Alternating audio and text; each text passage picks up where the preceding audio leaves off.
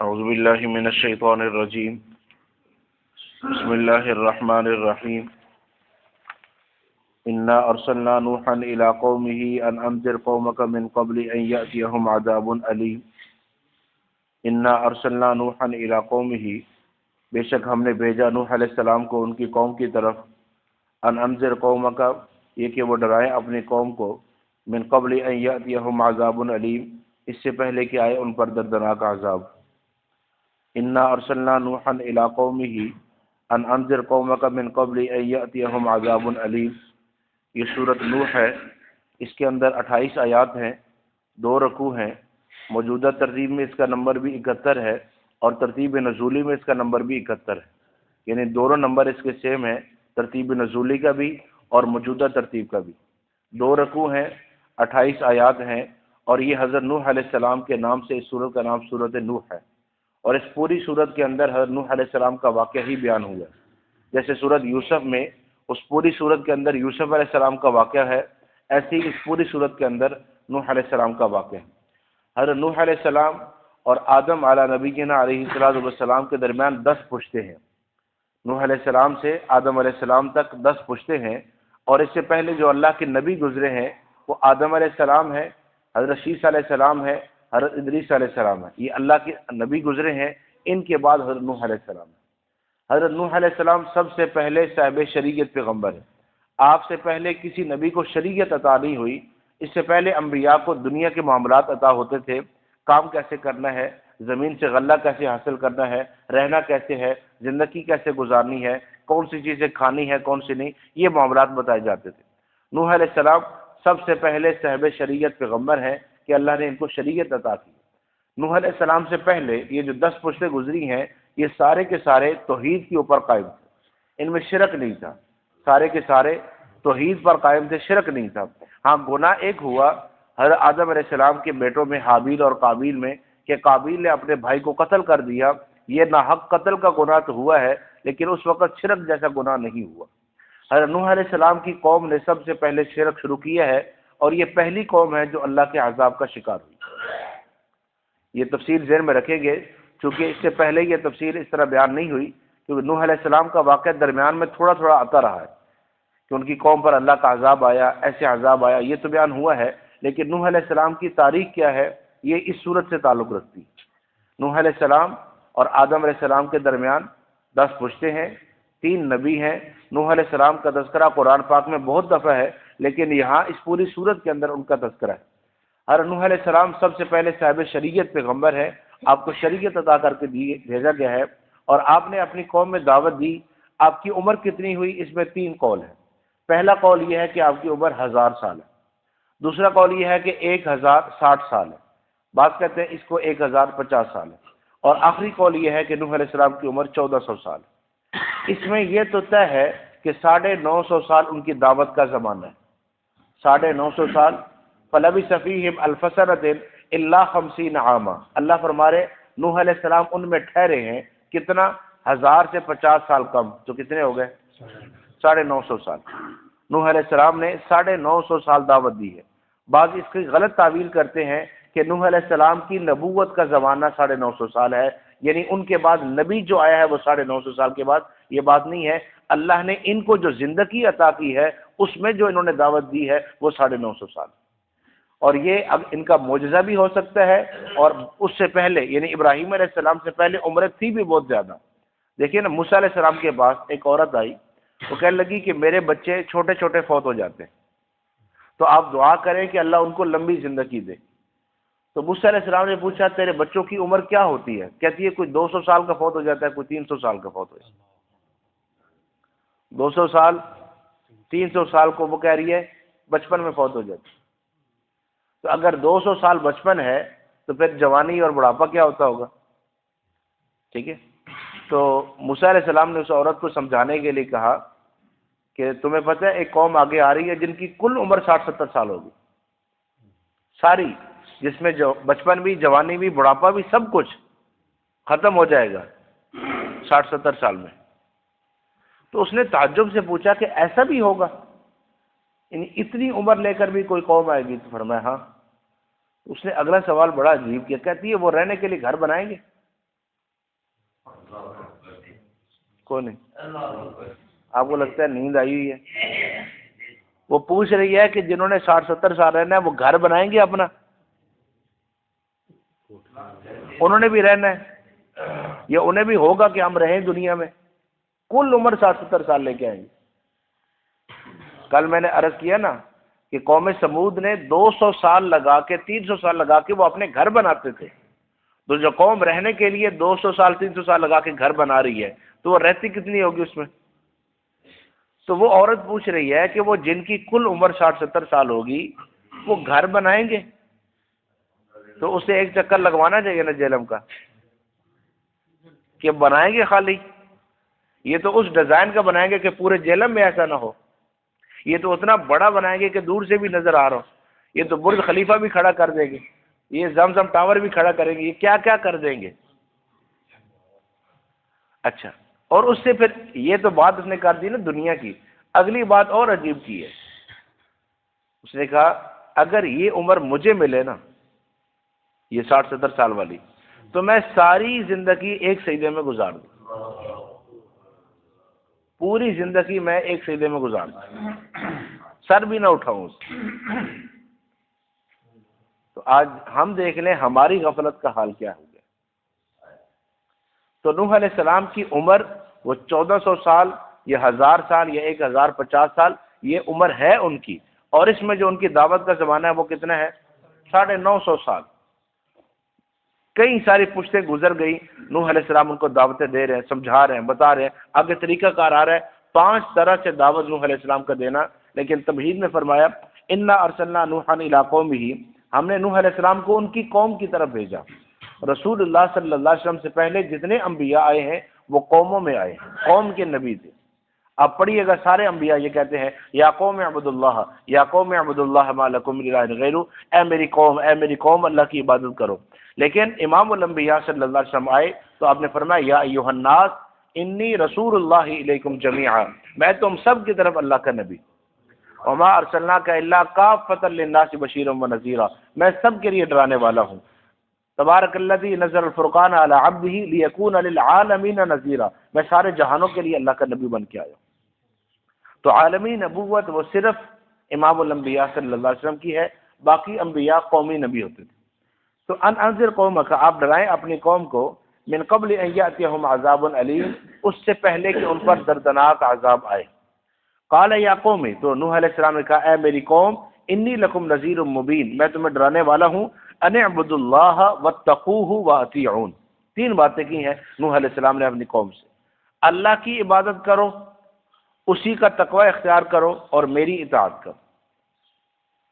اللہ کی عبادت کرو، اسی کا تقوی اختیار کرو، یعنی جن چیزوں سے اس نے روکا ہے اس سے رک جاؤ، اور میری اطاعت کرو، یعنی جیسے اللہ کی عبادت وہ کرنی ہے جو میں تمہیں حکم دے رہا ہوں۔ وما ارسلنا من رسول الا لیطاع باذن اللہ، اللہ کسی قوم میں رسول اس لیے بھیجتے ہیں کہ قوم ان کی بات مانے۔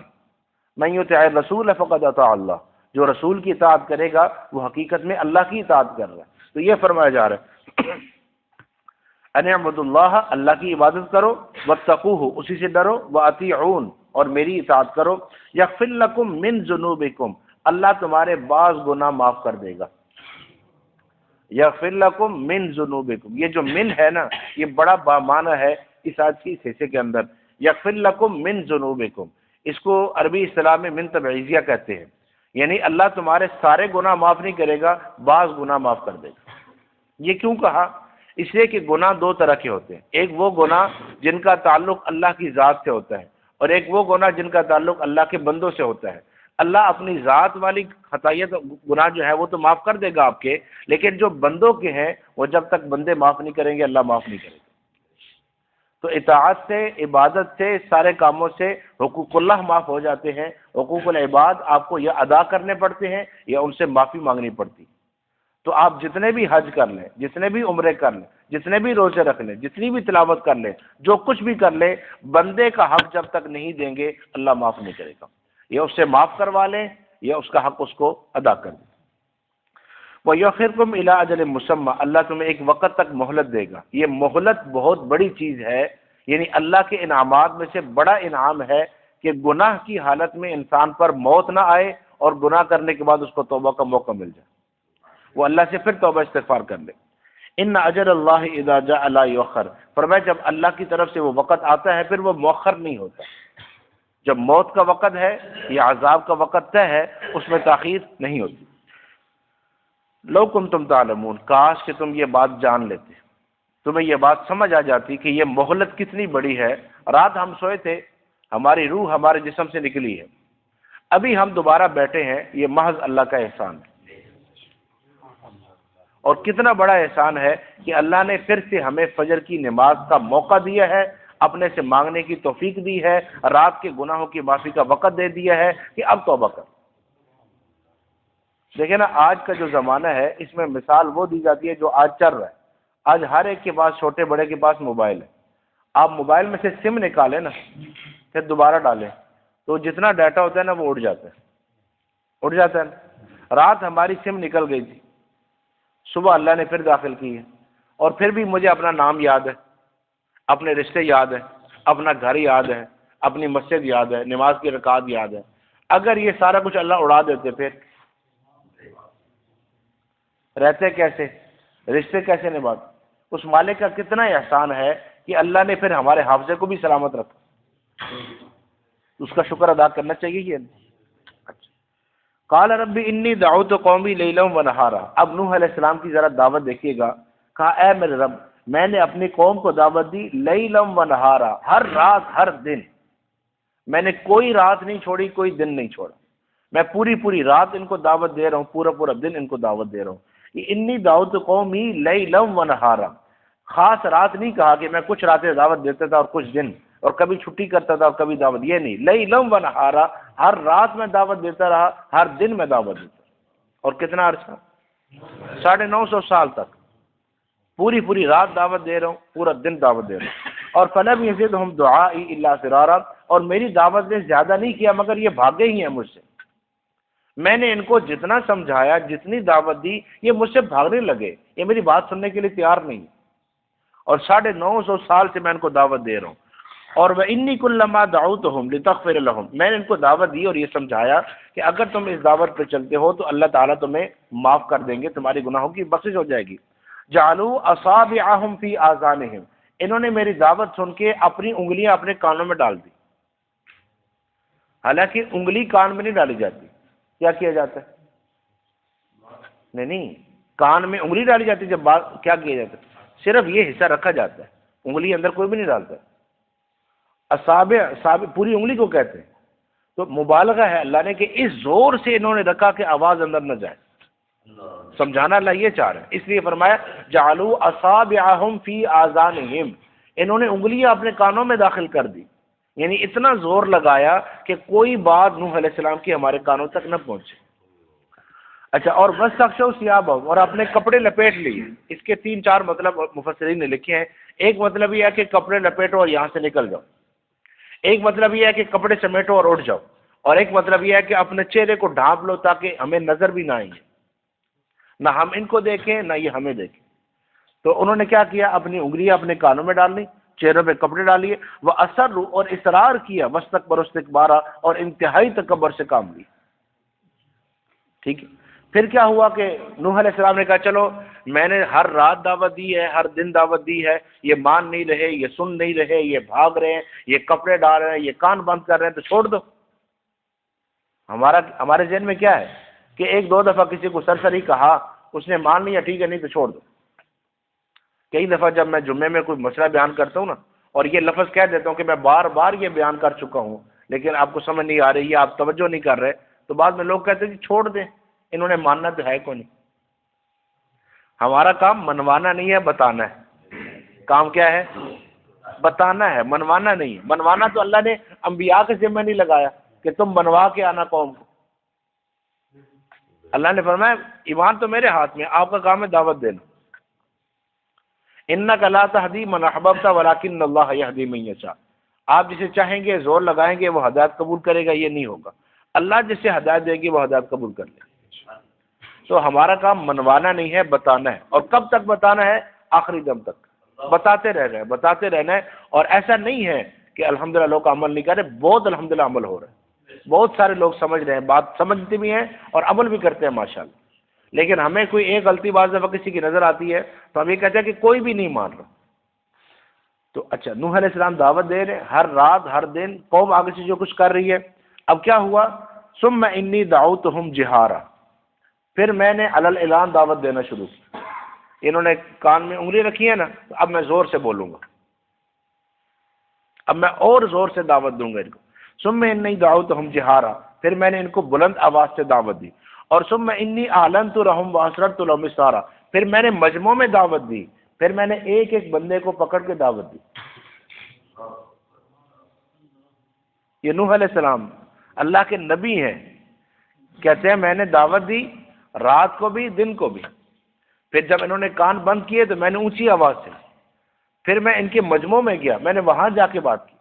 پھر میں نے کہا کہ بعض لوگ مجمع میں بات سننے کے لیے تیار نہیں ہوتے، میں اکیلے اکیلے سے جا کے ملا، اور 950 سال تک میں یہ کام کرتا رہا۔ اور ثم انی اعلنت لہم واسررت لہم اسرارا کے بعد نوح علیہ السلام نے جو بات ان کے سامنے رکھی ہے، فقلت استغفروا ربکم انہ کان غفارا، کب میں نے اتنی دعوت دی ہے، اتنا تمہیں سمجھایا ہے، اب بھی اگر تم مان لو نا، دیر نہیں ہوئی ہے، اللہ تمہیں معاف کر دے گا۔ انہ کان غفارا، وہ تو ہے ہی معاف کرنے والا،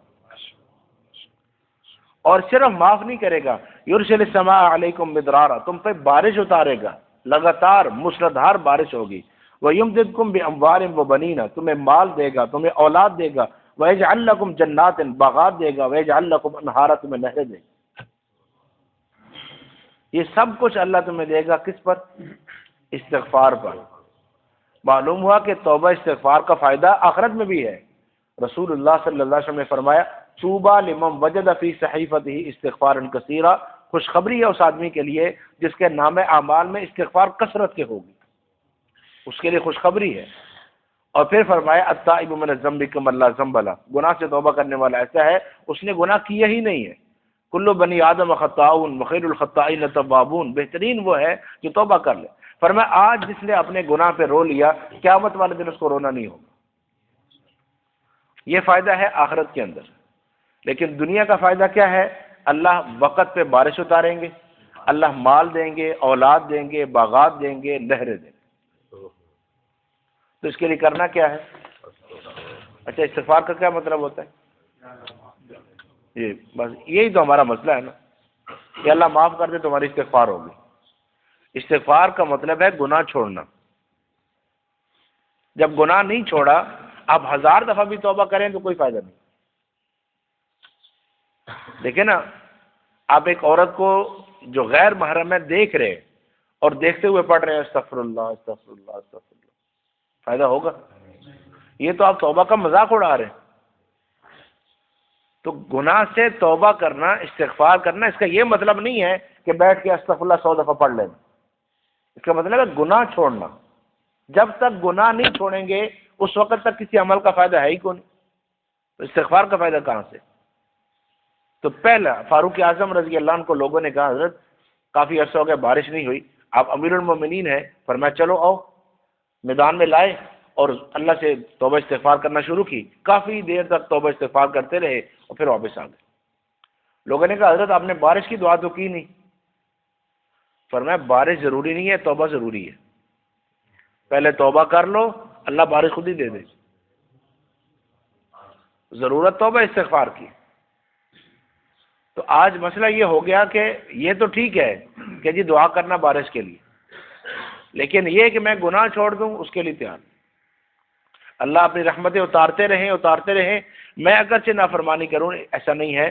جب ہم صحیح معنوں میں توبہ استغفار کریں گے، اللہ کا وعدہ ہے اللہ یہ عطا کریں گے۔ اللہ عمل کی توفیق۔ لا الہ الا اللہ۔